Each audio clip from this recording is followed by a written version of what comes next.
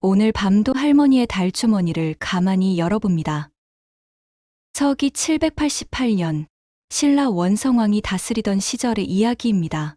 경주의 밤하늘에는 별이 총총히 박혀 있었고 흑륜사의 7층 석탑은 달빛을 받아 은은하게 빛났습니다.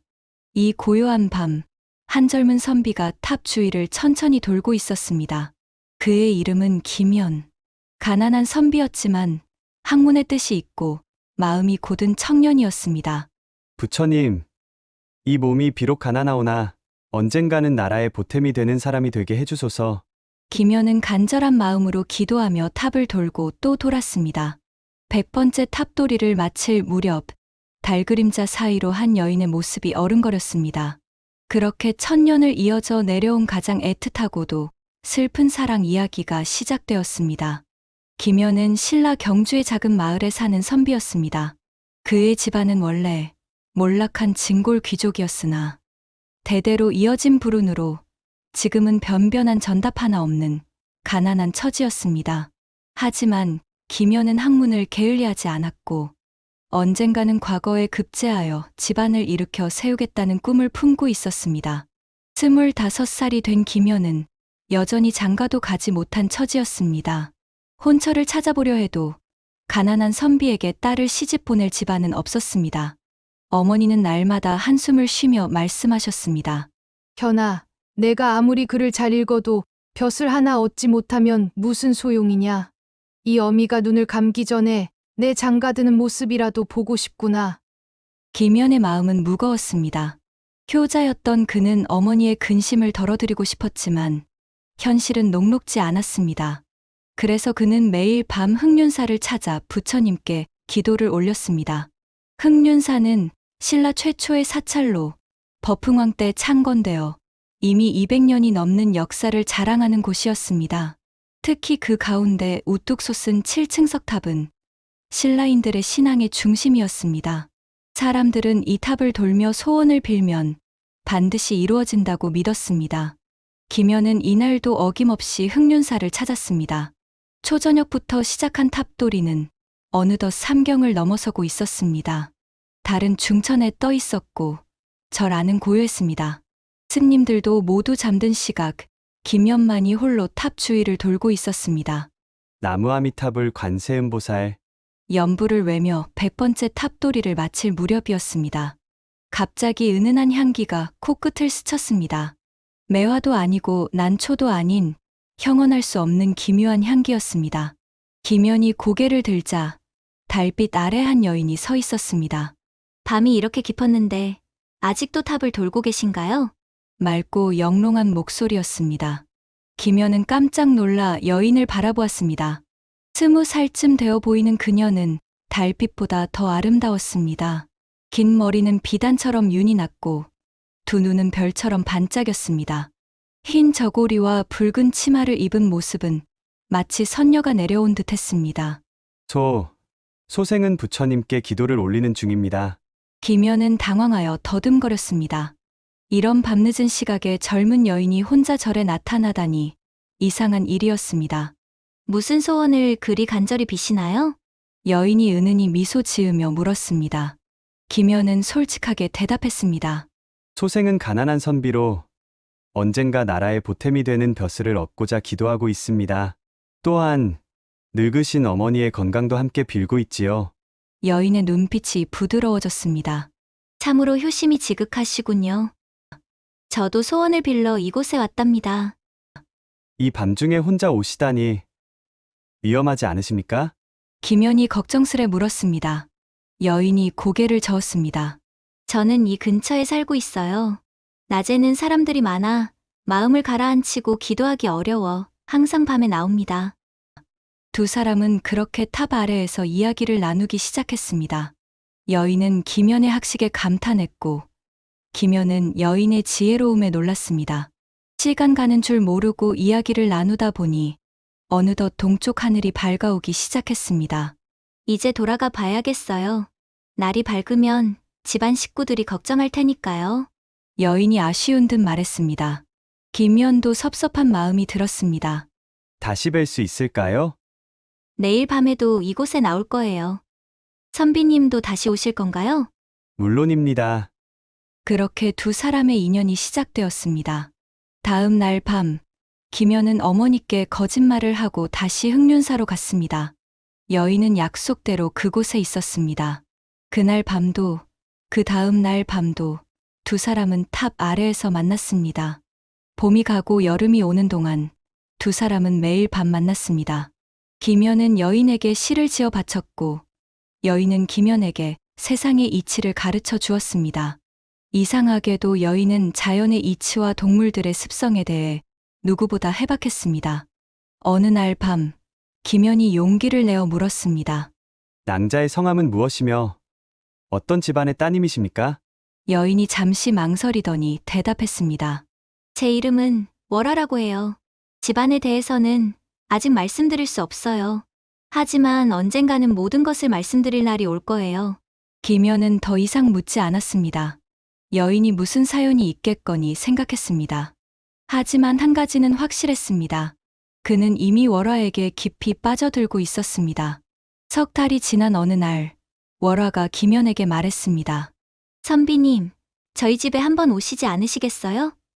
어머니께서 선비님을 뵙고 싶어 하세요. 김연의 가슴이 뛰었습니다. 이것은 혼인을 약속하자는 뜻이 아니겠습니까? 진정이십니까? 소생 같은 가난한 선비를 제게는 선비님의 마음씨가 중요해요. 가난이 무슨 상관이겠어요? 김연은 기쁨에 겨워 대답했습니다. 물론입니다. 언제든지 함께 가겠습니다. 다음 날 밤, 월화는 김연을 데리고 흑륜사를 떠났습니다. 두 사람은 경주 동쪽의 산길을 따라 깊숙이 들어갔습니다. 달빛조차 가물가물한 깊은 숲속이었습니다. 낭자, 이곳이 낭자의 댁이라 하시니 너무 깊은 곳이 아닙니까? 김연이 불안한 마음에 물었습니다. 월화는 천진하게 웃으며 대답했습니다. 저희 가족은 사람들과 멀리 떨어져 사는 것을 좋아해요. 조금만 더 가면 돼요. 한참을 더 걷자 깊은 산 중에 큰 기와집이 나타났습니다. 담장도 높고 대문도 웅장했습니다. 이런 깊은 산 중에 이런 집이 있다니 김연은 놀라지 않을 수 없었습니다. 어서 들어오세요. 월화가 대문을 열고 들어갔습니다. 김연이 조심스레 따라 들어가자 넓은 마당과 잘 꾸며진 정원이 눈에 들어왔습니다. 그런데 어딘가 기묘한 느낌이 들었습니다. 집 안팎에서 야생동물의 냄새가 물씬 났고 곳곳에 동물의 발자국과 털이 보였습니다. 어머님, 제가 말씀드렸던 선비님을 모시고 왔어요. 월화가 안채를 향해 소리쳤습니다. 잠시 후 안채에서 월화 어머니가 나왔습니다. 40대쯤 되어 보이는 그 부인은 위엄이 있으면서도 자애로운 얼굴이었습니다. 하지만 그 눈빛은 보통 사람과는 달랐습니다. 형광빛처럼 빛나는 눈동자가 어둠 속에서도 환하게 빛났습니다. 어서 오십시오. 우리 딸에게서 이야기는 많이 들었습니다. 부인의 목소리는 부드러웠지만 어딘가 위압감이 있었습니다. 김연은 공손히 절을 올렸습니다. 소생, 김연이라고 합니다. 따님께서 큰 은혜를 베풀어 주셔서 이렇게 찾아뵙게 되었습니다. 앉으세요. 차를 대접하겠습니다. 김연이 대청마루에 앉자 월화가 차를 가져왔습니다. 그런데 그 찻잔이 이상했습니다. 보통 도자기 찻잔이 아니라 뼈로 만든 듯한 잔이었습니다. 차도 평범한 차가 아니었습니다. 약초를 달인 듯한 독특한 향이 났습니다. 우리 집안은 대대로 산에서 살며 약초를 캐는 가문입니다. 그래서 이런 특이한 차를 마신답니다. 부인이 설명했습니다. 김연은 고개를 끄덕이고 차를 마셨습니다. 쓰면서도 달콤한 맛이 입안 가득 퍼졌습니다. 그때였습니다. 밖에서 우렁찬 목소리가 들려왔습니다. 누님, 우리 왔소. 대문이 벌컥 열리더니 3명의 장정이 들어왔습니다. 키가 크고 근육질인 그들은 모두 사냥꾼 차림이었습니다. 그들의 등에는 사슴과 멧돼지가 매달려 있었습니다. 오늘 사냥이 대풍이었소. 이것 봐요. 큰 멧돼지를. 말하던 세 사람이 김연을 보고 멈칫했습니다. 그들의 눈빛이 순간 차갑게 변했습니다. 눈동자가 어둠 속에서 빛났습니다. 누님, 이 사람은 누구요? 큰 오라비로 보이는 사람이 낮은 목소리로 물었습니다. 월화가 나섰습니다. 내가 흑륜사에서 만난 선비님이야. 내가 혼인하고 싶은 분이야. 순간 공기가 얼어붙었습니다. 새 오라비의 얼굴이 굳어졌고 어머니도 놀란 표정을 지었습니다. 누님, 무슨 소리를 하시는 거요? 우리와 인간이 어떻게? 둘째 오라비가 다급히 말했습니다. 그 순간 김연은 이상함을 느꼈습니다. 우리와 인간이 어떻게라니? 이게 무슨 말인가? 입 조심해. 어머니가 날카롭게 소리쳤습니다. 새 오라비가 입을 다물었습니다. 어색한 침묵이 흘렀습니다. 선비님, 늦었으니 오늘은 여기서 묵고 가세요. 내일 다시 이야기하시지요. 어머니가 말했습니다. 김연은 거절할 수 없었습니다. 월화가 김연을 사랑채로 안내했습니다. 선비님, 우리 오라비들이 좀 무례했어요. 용서해 주세요. 우리 가족은 좀 특별한 면이 있어요. 특별하다는 것이 무슨 뜻입니까? 김연이 물었습니다. 월화는 대답하지 못하고 고개를 숙였습니다. 곧 알게 될 거예요. 하지만 부디 놀라지 마세요. 그리고 제 마음만은 진심이라는 것을 믿어주세요. 월화는 그 말을 남기고 사라졌습니다. 김연은 혼자 남겨졌습니다. 사랑채는 깨끗했지만 어딘가 으스스한 기운이 감돌았습니다. 벽에는 산짐승의 가죽들이 걸려 있었고 곳곳에 동물의 뼈와 발톱이 장식되어 있었습니다. 김연은 잠을 이룰 수 없었습니다. 밤이 깊어지자 집 밖에서 이상한 소리가 들려왔습니다. 으르렁거리는 소리, 발톱으로 긁는 소리. 김연은 조심스럽게 창문 너머를 내다보았습니다. 그리고 그는 믿을 수 없는 광경을 목격했습니다. 달빛 아래 4마리의 호랑이가 있었습니다. 큰 암호랑이 1마리와 3마리의 수호랑이. 그들은 사람의 말로 대화를 나누고 있었습니다. 어머니, 누님이 정말 그 인간과 혼인하려 하시는 겁니까? 그런 것 같구나. 월화는 사람이 되고 싶어 했으니. 하지만 우리는 호랑이입니다. 인간과 어떻게? 김연은 온몸이 얼어붙었습니다. 저들이 호랑이라고? 그렇다면 월화 낭자도? 다음 날 아침, 김연은 창백한 얼굴로 식사 자리에 앉았습니다. 밤새 한숨도 자지 못했습니다. 월화와 그녀의 가족들은 다시 사람의 모습으로 돌아와 있었습니다. 식사 후, 월화가 김연을 정원으로 데리고 나왔습니다. 두 사람은 연못가에 앉았습니다. 한참 동안 침묵이 흘렀습니다.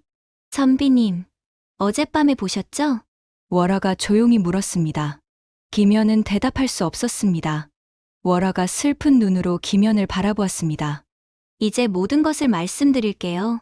우리 가족은 산신령님의 계시를 받아 천년을 산 영물들이에요. 어머니와 오라비들, 그리고 저도 원래는 호랑이랍니다. 김연의 손이 떨렸습니다. 짐작은 했지만 직접 듣고 보니 현실이 믿기지 않았습니다. 하지만 우리는 사람을 해치는 호랑이가 아니에요. 어머니는 오래전부터 덕을 쌓아 사람으로 둔갑할 수 있는 능력을 얻으셨어요. 우리 오라비들과 저도 어머니께 배워 사람의 모습을 취할 수 있게 되었죠. 월화가 계속 말했습니다. 저는 어릴 때부터 인간 세상이 궁금했어요. 산 위에서 사람들의 마을을 내려다보며 저도 저렇게 살 수 있다면 얼마나 좋을까 생각했죠. 어머니께 사람이 될 수 있는 방법을 물었더니 1000년 동안 덕을 쌓고 한 사람의 진실한 사랑을 받으면 가능하다고 하셨어요. 그래서 저는 흑륜사에 나가기 시작했어요. 부처님께 기도하며 인간이 되고 싶다고 빌었죠. 그러다가 선비님을 만났어요. 처음에는 그저 호기심이었어요. 하지만 선비님과 이야기를 나누면서 저는 정말로 사랑에 빠졌어요. 월화의 눈에 눈물이 맺혔습니다. 선비님, 제가 호랑이라는 것을 알고 나니 두려우시죠? 괜찮아요. 저도 이해해요. 인간과 짐승은 함께할 수 없는 거니까요. 김연은 혼란스러웠습니다. 그의 마음속에는 두려움과 사랑이 뒤섞여 있었습니다. 월화는 분명 호랑이였습니다. 하지만 지난 석 달 동안 그와 나눈 이야기들, 그 진실한 눈빛들, 그것이 모두 거짓이었을까요? 낭자, 김연이 입을 열려는 순간 집 안에서 다급한 소리가 들려왔습니다. 큰일이여. 셋째가 사람을 물었소. 월화와 김연이 급히 안채로 달려갔습니다. 거기에는 피를 흘리며 쓰러진 셋째 오라비가 있었습니다. 그의 입가에는 피가 묻어 있었습니다. 무슨 일이냐? 어머니가 엄한 목소리로 물었습니다. 둘째 오라비가 떨리는 목소리로 대답했습니다. 저희가 사냥을 나갔다가 마을 근처에서 한 나무꾼을 만났습니다. 셋째가 실수로 호랑이의 본성을 드러내고 말았습니다. 사람을 해쳤다는 말이냐? 어머니의 목소리가 떨렸습니다. 이것은 큰 문제였습니다. 산신령의 계시를 받아 사는 영물이 사람을 해치면 그것은 하늘의 법도를 어기는 것이었습니다. 그날 밤 하늘에서 천둥이 쳤습니다. 비가 내리지도 않는데 번개가 치고 땅이 흔들렸습니다. 집 안의 모든 이들이 두려움에 떨었습니다. 산신령님의 노여움이시다. 어머니가 외쳤습니다. 그때 하늘에서 우렁찬 목소리가 들려왔습니다. 호랑이 가족이여, 너희는 사람을 해친 죄로 벌을 받을 것이다. 해를 끼친 셋째는 물론이고 함께 있던 큰아들과 둘째 아들도 책임을 면할 수 없다. 사흘 후 천상의 장수들이 내려가 너희를 잡아올 것이다. 트레오라비가 공포에 질려 바닥에 엎드렸습니다. 어머니도 창백한 얼굴로 하늘을 바라보았습니다. 월화는 오라비들을 부둥켜 안고 울었습니다. 안 돼요. 오라비들은 일부러 그런 게 아니에요. 하지만 하늘의 목소리는 더 이상 들리지 않았습니다. 집 안은 통곡 소리로 가득 찼습니다. 김연은 이 모든 상황을 멍하니 지켜보고 있었습니다. 그는 무엇을 해야 할지 몰랐습니다. 도망가야 할까요? 아니면 여기 남아야 할까요? 다음 날, 김연은 월화에게 말했습니다. 소생은 돌아가 보겠습니다. 월화가 고개를 끄덕였습니다. 그녀의 얼굴에는 체념이 서려 있었습니다. 그러세요. 선비님은 저희와 상관없는 분이니까요. 선비님을 이 일에 끌어들여서 죄송해요. 김연은 집을 나섰습니다. 산길을 내려가면서 그의 마음은 무거웠습니다. 뒤를 돌아보니 저 멀리 월화의 집이 보였습니다. 월화가 대문 앞에 서서 이쪽을 바라보고 있었습니다. 김연은 발걸음을 멈췄습니다. 그리고 생각했습니다. 나는 지금 무엇을 하는 것인가? 위험하다고, 두렵다고 도망치는 것인가? 저 사람은 호랑이건 사람이건 나를 진심으로 사랑해 주었는데. 김연은 자신의 마음을 들여다보았습니다. 두려움이 있었습니다. 하지만 그보다 더 큰 것은 월화에 대한 사랑이었습니다.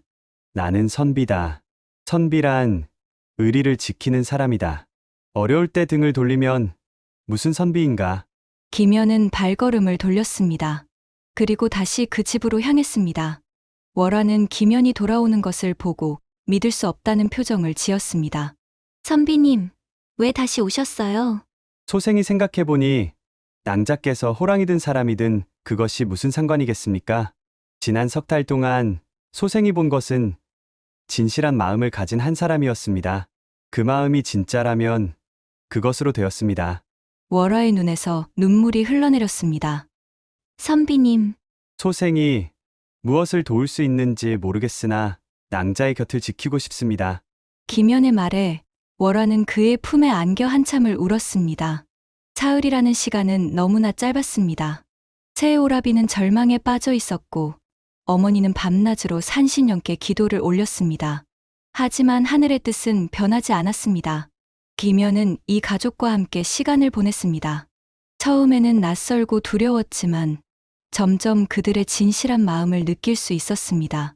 큰오라비는 무뚝뚝했지만 가족을 사랑하는 마음이 깊었고 둘째 오라비는 장난기가 많았지만 책임감이 강했습니다. 셋째 오라비는 아직 어려 철이 없었지만 자신의 실수를 깊이 후회하고 있었습니다. 형님, 제가 정말 잘못했습니다. 저 때문에 형님들까지. 셋째가 김연에게 울며 말했습니다. 김연은 그의 어깨를 두드려 주었습니다. 누구나 실수는 하는 법이란다. 자책하지 말아라. 둘째 날 밤, 월화가 김연을 별이 보이는 언덕으로 데려갔습니다. 두 사람은 나란히 앉아 밤하늘을 바라보았습니다. 선비님, 만약 제가 완전한 인간이 될 수 있다면 선비님과 부부가 되고 싶어요. 평범한 집에 살면서 밥을 짓고 빨래를 하고 아이들을 낳아 키우며 그렇게 살고 싶어요. 소생도 그렇게 되기를 간절히 바랍니다. 하지만 그럴 수 없을 것 같아요. 오라비들이 하늘로 끌려가면 저도 어머니도 이 산에서 쫓겨날 거예요. 산신령님의 가호를 잃으면 우리는 그냥 짐승일 뿐이니까요. 월화의 목소리에는 깊은 슬픔이 담겨 있었습니다. 사흘째 되는 날 아침, 월화가 김연을 조용히 불렀습니다. 그녀의 표정은 어제와 달리 결연해 보였습니다. 선비님, 한 가지 부탁이 있어요. 무엇이든 말씀하시오. 월화는 깊은 숨을 들이쉬고 말했습니다. 오늘 저녁 천상의 장수들이 내려올 거예요. 그 전에 선비님이 절 죽여주세요. 그게 무슨 말씀을? 김연이 놀라 소리쳤습니다. 월화가 그의 손을 꽉 잡았습니다. 들어주세요. 제가 생각한 유일한 방법이에요. 산신령님께서 노하신 것은 우리가 사람을 해쳤기 때문이에요. 하지만 만약 제가 사람의 손에 죽는다면 그것으로 죄를 갚을 수 있어요. 하지만 그것은 저는 오라비들보다 더 오래 덕을 쌓았어요. 제 목숨이 그들보다 더 가치가 있다고 산신령님께서 인정하실 거예요. 제가 대신 벌을 받으면 오라비들은 살 수 있어요. 김연은 고개를 저었습니다. 그럴 수 없어요. 소생은 낭자를 사랑하고 있습니다. 어찌 사랑하는 사람을 죽일 수 있겠습니까? 사랑하기 때문에 해주셔야 해요. 월화의 눈빛이 간절했습니다. 선비님, 인간 세상에는 효보다 중요한 가치가 없다고 들었어요. 저에게도 가족이 있어요. 사랑하는 오라비들이 있어요. 제가 그들을 위해 목숨을 바치는 것, 그것이 제가 할 수 있는 마지막 효예요. 월화는 김연을 어머니와 오라비들 앞으로 데려갔습니다. 그리고 자신의 계획을 말했습니다. 새 오라비가 동시에 반대하며 소리쳤습니다. 큰 오라비가 월화의 손을 잡았습니다. 누님, 우리 때문에 누님이 희생할 수는 없소. 차라리 우리가 벌을 받겠소. 아니야. 너희는 아직 젊어. 앞으로 살 날이 많아. 하지만 나는 어차피 인간이 될 수 없어. 선비님과 함께 할 수도 없어. 그렇다면 이렇게라도 의미 있게 죽는 게 낫지 않겠니? 어머니가 월화를 끌어안았습니다. 내 딸, 내 불쌍한 딸. 어머니, 낳아주시고 키워주셔서 감사해요. 인간 세상을 꿈꿀 수 있게 해주셔서 감사해요. 이제 제가 어머니와 오라비들을 위해 무언가 할 차례예요. 집안은 통곡 소리로 가득 찼습니다. 김연도 눈물을 흘렸습니다. 해가 기울기 시작했습니다. 저녁이 되면 천상의 장수들이 내려올 것입니다. 월화는 김연과 단둘이 있는 시간을 가졌습니다. 선비님, 제가 죽은 후에 선비님께 좋은 일이 생길 거예요. 호랑이를 잡은 공로로 조정에서는 선비님께 벼슬을 내릴 거예요. 소생은 그런 벼슬 원치 않습니다. 받으세요. 그리고 그 벼슬로 어머니께 효도하세요. 그것이 저에 대한 사랑의 증표가 될 거예요. 월화가 김연의 손에 작은 비단 주머니를 쥐어 주었습니다. 이 안에 제 털이 한 줌 들어 있어요. 제가 죽은 후에도 이것을 보며 저를 기억해 주세요. 낭자, 그리고 한 가지 더 부탁이 있어요. 제가 죽거든 저를 위해 절을 하나 지어주세요. 작은 절이라도 좋아요. 그리고 그곳에서 부처님께 기도해 주세요. 다음 생에는 제가 진짜 사람으로 태어나 선비님과 다시 만날 수 있게 해달라고요. 김연이 고개를 끄덕였습니다. 더 이상 말을 할 수 없었습니다. 목이 메어 말이 나오지 않았습니다. 저는 선비님을 만나 행복했어요. 비록 짧은 시간이었지만 사람으로서 사랑을 느낄 수 있었어요. 그것만으로도 충분해요. 월화가 김연의 품에 안겼습니다. 두 사람은 한참을 그렇게 있었습니다. 해가 지고 달이 떠올랐습니다. 월화가 마당 한가운데로 나갔습니다. 그녀는 천천히 호랑이의 모습으로 변했습니다. 아름다운 흰 호랑이였습니다. 달빛 아래 그녀의 흰 털이 은빛으로 빛났습니다. 선비님, 이제 활을 쏘세요. 오라비들이 준비해 둔 활과 화살이 있었습니다. 김연은 떨리는 손으로 활을 들었습니다. 소생은 할 수 없습니다. 해주세요. 이것이 저희가 함께 할 수 있는 유일한 방법이에요. 선비님이 저를 죽임으로써 우리는 연으로 맺어지는 거예요. 다음 생에 다시 만날 수 있는 인연을 만드는 거예요. 김연의 눈에서 눈물이 흘러내렸습니다. 손이 너무 떨려서 활 시위를 당길 수가 없었습니다. 그때 하늘에서 빛이 내려왔습니다. 천상의 장수들이 내려오기 시작한 것입니다. 선비님, 지금이에요. 지금 하지 않으면 늦어요. 월화가 마지막으로 외쳤습니다. 김연은 눈을 질끈 감았습니다. 그리고 활 시위를 놓았습니다. 화살이 날아갔습니다. 정확히 월화의 심장을 꿰뚫었습니다. 김연이 울부짖었습니다. 월화가 쓰러지고 그녀의 몸에서 빛이 흘러나왔습니다. 그 빛은 하늘로 올라가 별이 되었습니다. 하늘에서 내려오던 빛이 멈췄습니다. 산신령의 목소리가 들려왔습니다. 호랑이 월화는 자신의 목숨으로 오라비들의 죄를 대신했도다. 이에 새 오라비의 죄를 용서하노라. 하지만 월화의 영혼은 아직 인간이 되지 못했으니 극락으로 가서 다시 인연을 기다릴지어다. 빛이 사라졌습니다. 마당에는 흰 호랑이의 시신만 남았습니다. 김연은 월화의 시신을 끌어안고 밤새 울었습니다. 어머니와 새오라비도 함께 통곡했습니다. 다음 날 아침, 김연은 월화를 산 위의 아름다운 곳에 묻어주었습니다. 해가 잘 들고 바람이 잘 부는 곳, 꽃이 많이 피는 곳이었습니다. 낭자, 편히 쉬세요. 소생이 반드시 약속을 지키겠습니다. 김연이 무덤 앞에 절을 올렸습니다. 며칠 후, 김연이 경주로 돌아오자 온 마을이 떠들썩했습니다. 산에 나타나 사람들을 괴롭히던 흰 호랑이를 김연이 잡았다는 소문이 퍼진 것입니다. 실제로 그 나무꾼을 공격했던 것은 셋째 오라비였지만 사람들은 김연이 그 호랑이를 잡았다고 믿었습니다. 소문은 조정까지 퍼졌습니다. 원성왕은 김연을 불러들여 벼슬을 내렸습니다. 경이맹호를 잡아 백성들의 근심을 덜어주었으니 이에 사정의 벼슬을 내리노라. 사정은 결코 높은 벼슬은 아니었지만 가난한 선비였던 김연에게는 큰 영광이었습니다. 조정에서는 상으로 쌀과 비단, 그리고 땅까지 하사했습니다. 하지만 김연은 조금도 기쁘지 않았습니다. 이 모든 것이 월화의 희생으로 얻은 것이었기 때문입니다. 김연이 집으로 돌아오자 어머니는 기쁨의 눈물을 흘렸습니다. 현아, 내가 드디어 벼슬을 얻었구나. 이 어미가 죽어도 여한이 없겠구나. 어머니, 이제 너도 장가를 갈 수 있겠구나. 어디 좋은 처자를 찾아보자꾸나. 어머니, 소생은 장가 갈 생각이 없습니다. 무슨 소리냐? 내 나이가 벌써 25인데. 김연은 어머니께 모든 것을 말씀드릴 수 없었습니다. 호랑이와 사랑에 빠졌다는 것을, 그 호랑이를 자신의 손으로 죽였다는 것을 말할 수 없었습니다. 소생은 이미 마음에 둔 사람이 있었으나 그분과는 인연이 아니었습니다. 당분간은 벼슬을 살며 어머니께 효도하는 데만 집중하고 싶습니다. 어머니는 아쉬워했지만 아들의 뜻을 꺾을 수 없었습니다. 김연은 벼슬살이를 시작했습니다. 그는 청렴하고 공정한 관리로 이름을 날렸습니다. 특히 억울한 일을 당한 백성들을 위해 목소리를 높였습니다. 사람들은 김연을 칭찬했습니다. 하지만 김연의 마음속에는 항상 월화가 있었습니다. 밤마다 그녀의 얼굴이 떠올랐습니다. 달이 뜨면 흑륜사에서 처음 만난 그날이 생각났습니다. 3년이 지났습니다. 김연은 모은 재산을 모두 털어 절을 짓기 시작했습니다.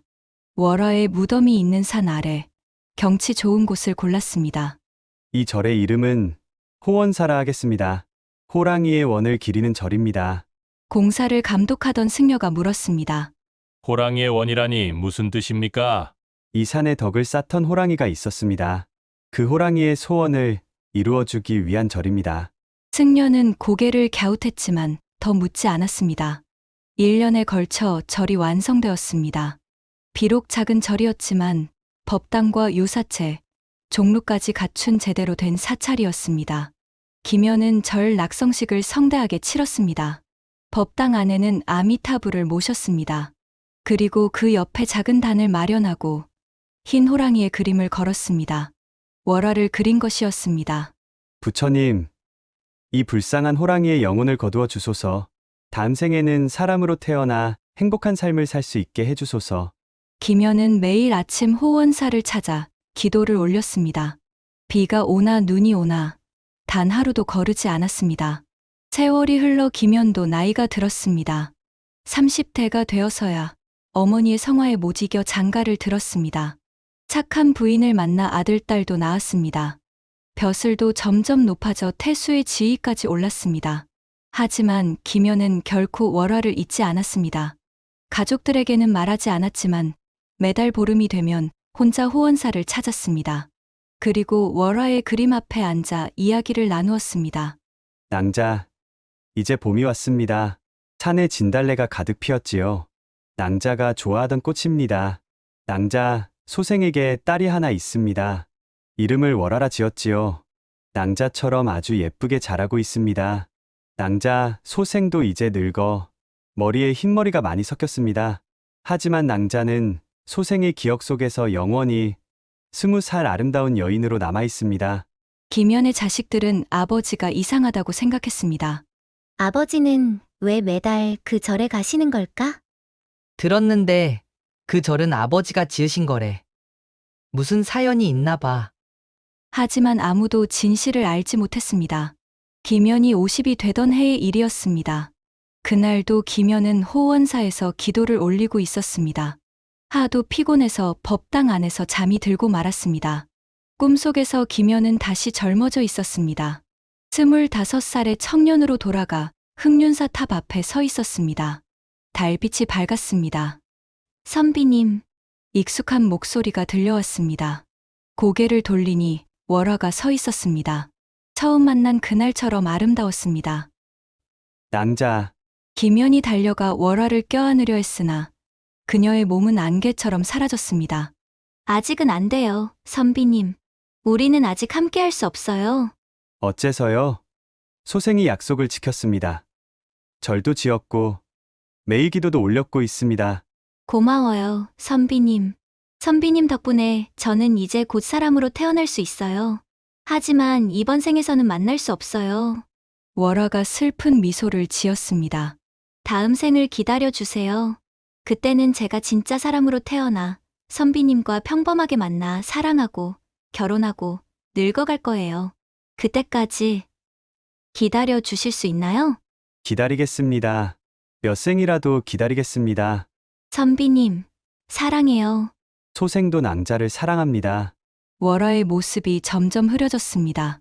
그녀는 빛이 되어 하늘로 올라갔습니다. 김연이 잠에서 깨어났을 때 얼굴에는 눈물이 가득했습니다. 세월이 더 흐르면서 호원사는 신라에서 유명한 절이 되었습니다.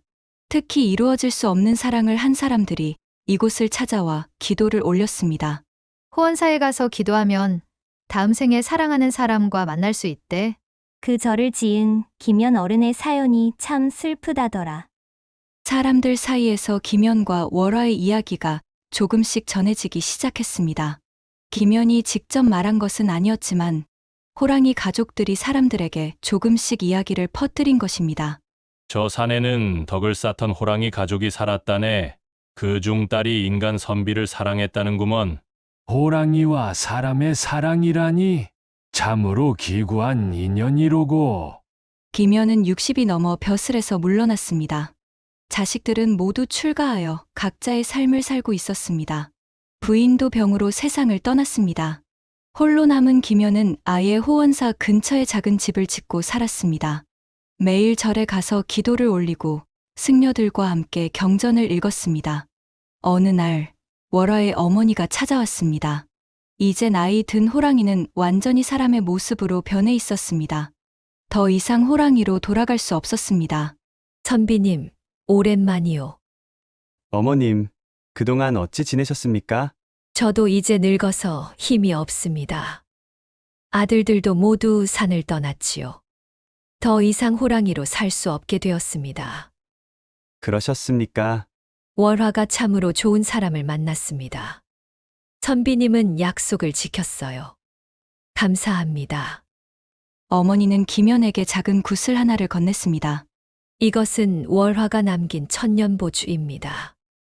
호랑이가 1000년을 살면 생긴다는 보배지요. 이것을 가지고 있으면 다음 생에 월화를 반드시 알아볼 수 있을 것입니다. 김연은 떨리는 손으로 천년보주를 받았습니다. 구슬은 달빛처럼 은은하게 빛났습니다. 감사합니다, 어머님.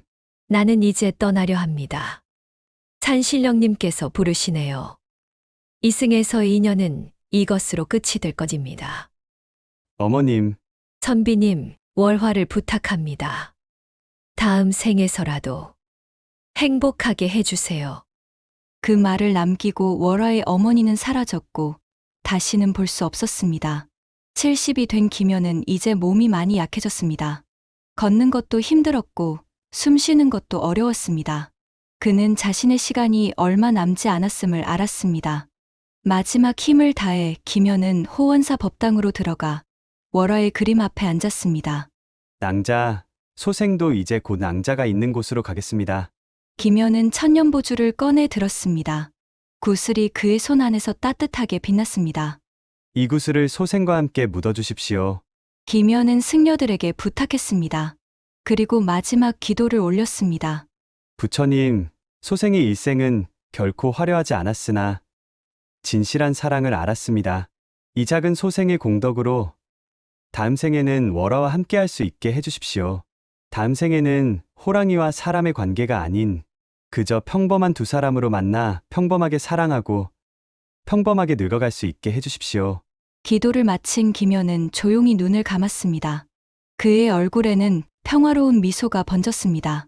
그날 밤, 호원사의 승려들은 이상한 광경을 목격했습니다. 법당에서 빛이 솟아올라 하늘로 향했습니다. 그 빛은 두 갈래로 나뉘어 하나는 동쪽으로, 하나는 서쪽으로 날아갔습니다. 그리고 하늘 높이 올라가 두 개의 별이 되었습니다. 그날 이후로 사람들은 호원사에 올 때마다 하늘을 올려다보며 두 별을 찾았습니다. 어느 날 밤, 한 소녀가 호원사 마당에 앉아 하늘을 올려다보고 있었습니다. 이제 막 15살이 된 어린 소녀는 짝사랑하는 남자아이와의 이루어질 수 없는 사랑 때문에 마음이 아팠습니다. 저 별들 중에 김연과 월화도 있을까? 소녀가 혼잣말을 했습니다. 그때 옆에서 목소리가 들렸습니다. 잊고 말고 저기 저 두 개 보이지? 서로 마주 보고 있는 것 같은 별 말이야. 주지스님이 옆에 앉았습니다. 정말요? 그렇단다. 저 두 별은 1000년 동안 저렇게 서로를 바라보고 있어. 만날 수는 없지만 서로를 향한 마음만은 변하지 않는 거지. 슬프네요. 슬프지만 아름답지 않니? 그리고 있잖아. 주지스님이 소녀의 머리를 쓰다듬으며 말했습니다. 저 두 사람은 포기하지 않았어. 이번 생에 함께할 수 없다면 다음 생에도 안 되면 그 다음 생에 결국 언젠가는 만나게 될 거야. 그것이 사랑의 힘이란다. 소녀의 눈에서 눈물이 흘러내렸습니다. 그럼 저도 언젠가는 제가 좋아하는 사람과 누가 알겠니? 이번 생에 이루어질 수도 있고 다음 생에 이루어질 수도 있고 중요한 건 진심이야. 진짜 사랑한다면 그 마음은 반드시 전해지게 되어 있어. 소녀는 다시 하늘을 올려다보았습니다. 두 개의 별이 반짝이고 있었습니다. 그녀는 그 별들이 자신에게 용기를 주는 것 같았습니다. 1000년이 지나도 2000년이 지나도 사람들은 이 이야기를 기억할 것입니다. 왜냐하면 이것은 단순히 옛날 이야기가 아니기 때문입니다. 이것은 사랑에 대한 이야기입니다. 희생과 약속에 대한 이야기입니다. 그리고 기다림에 대한 이야기지요. 우리 모두는 인생에서 한 번쯤 이루어질 수 없는 사랑을 경험합니다. 누군가와 함께하고 싶지만 할 수 없는 상황에 처합니다. 그럴 때 김연과 월화를 떠올려 보세요. 사랑은 쉽지 않습니다. 때로는 고통스럽고 때로는 슬픕니다. 하지만 그래도 사랑은 가장 아름다운 것입니다. 김연은 평생 월화를 잊지 않았습니다. 다른 사람과 결혼하고 자식을 낳고 늙어가면서도 그의 마음속 한자리에는 항상 월화가 있었습니다. 월화는 자신의 목숨을 바쳐 사랑하는 사람을 지켰습니다. 그리고 다음 생을 기약했습니다. 그들의 사랑은 이번 생에는 이루어지지 못했지만 그것이 끝은 아닙니다. 저 하늘 어딘가에서 별이 되어 또는 다른 무언가가 되어 그들은 여전히 서로를 기다리고 있을 것입니다. 그리고 언젠가 어느 생에선가 그들은 다시 만날 것입니다. 이번에는 호랑이도 선비도 아닌 그저 평범한 두 사람으로 평범하게 만나고 평범하게 사랑하고 평범하게 결혼하고 평범하게 아이를 낳고 평범하게 늙어가는 그런 행복한 삶을 살게 될 것입니다. 이 이야기를 듣는 당신은 지금 누군가를 사랑하고 있나요? 혹시 그 사랑이 이루어질 수 없는 것처럼 보이시거나 장애물이 너무 크게 느껴지시나요? 그렇다면 김연과 월화를 기억하세요. 그들에게는 종족이라는 넘을 수 없을 것 같은 벽이 있었습니다. 하지만 그들의 사랑은 그 벽을 넘었습니다. 비록 이번 생에는 함께할 수 없었지만 그들의 사랑은 죽음도, 시간도, 공간도 넘어섰습니다. 당신이 지금 겪고 있는 어려움은 무엇인가요? 집안의 반대, 상황의 차이, 그것이 무엇이든 김연과 월화보다 크지는 않을 것입니다. 진실한 사랑이라면 반드시 길이 열립니다. 이번 생에 안 되면 다음 생에, 다음 생에도 안 되면 그 다음 생에. 진실한 사랑은 결코 사라지지 않습니다. 그리고 진짜 사랑은 반드시 이루어집니다. 호원사는 실제로 존재했던 것으로 추정되나 현재는 그 정확한 위치가 전해지지 않습니다. 일부 학자들은 경주 동쪽의 한 절터가 호원사의 터였을 것으로 추정하고 있습니다. 이 이야기는 1000년이 넘는 세월 동안 한국인들의 사랑을 받아왔으며 오늘날까지도 많은 예술 작품의 소재가 되고 있습니다. 진실한 사랑은 시대를 초월합니다. 김연과 월화의 이야기가 1000년 후인 오늘날에도 여전히 우리의 가슴을 울리는 이유입니다.